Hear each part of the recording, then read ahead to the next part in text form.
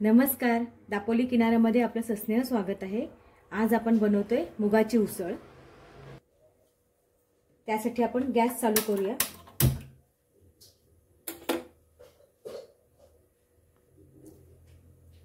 तेल घेऊया।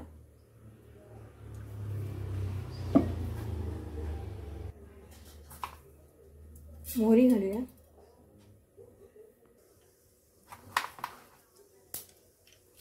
जिरे घालूया। 5 पाकळ्या लसणाच्या चिरून घेतल्यात त्या घालूया।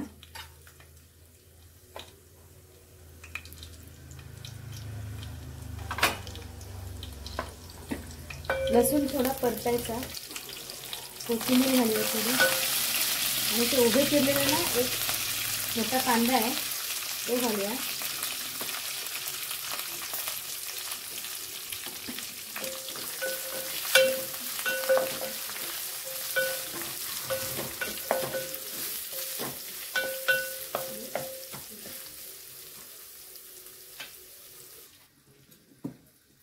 तीनशे ग्रॅम मूग रात्री भिजत घातले होते आणि ते सकाळी बघा असे शिजवून घेतले।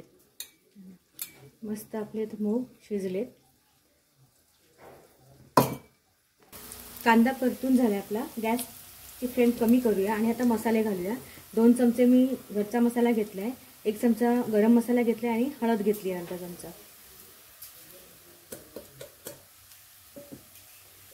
मसाले परतून घेऊया।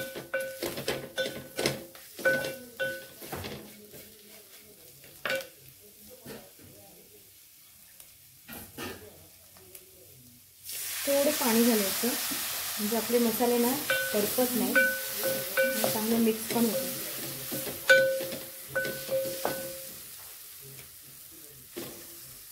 आता आपण यामध्ये टोमॅटो घालूया। हा 1 टोमॅटो चिरून घेतलाय तो घालूया।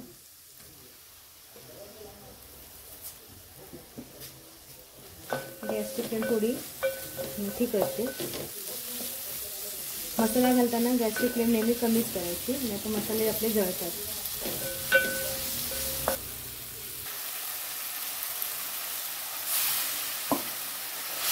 पाणी घालून आपला मसाला मस्त परतून एकजीव करूया।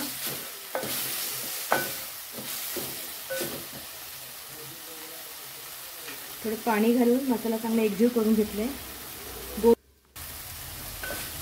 मसाला छान परतून झालाय। टोमॅटो असे अख्खेच ठेवायचे। शिजलेत आपले टोमॅटो शिजले। मसाला छान परतून झालाय। आता आपण याचे शिजलेले मूग घालूया।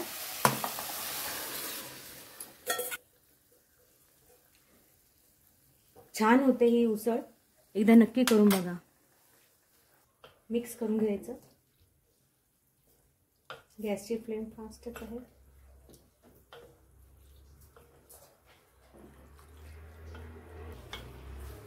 मूग चांगले मिक्स करून घ्यायचे। मीठ घालूया। मीठ आपल्या चवीनुसार घालायचं। मीठ सुद्धा व्यवस्थित मिक्स करून घ्यायचं। 3 चमचे खवलेला ओला नारळ घेतलाय तो घालूया।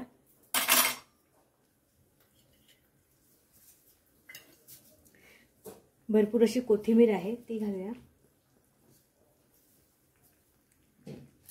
आणि पुन्हा हे सगळं मिक्स करूया। खूप छान होते ही मुगाची उसळ।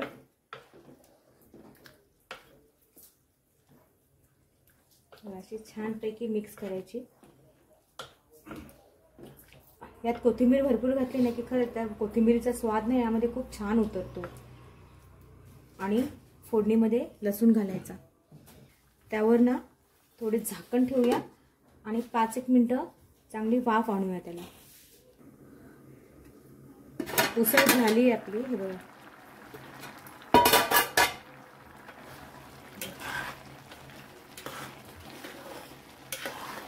उसळ आपली तयार आहे।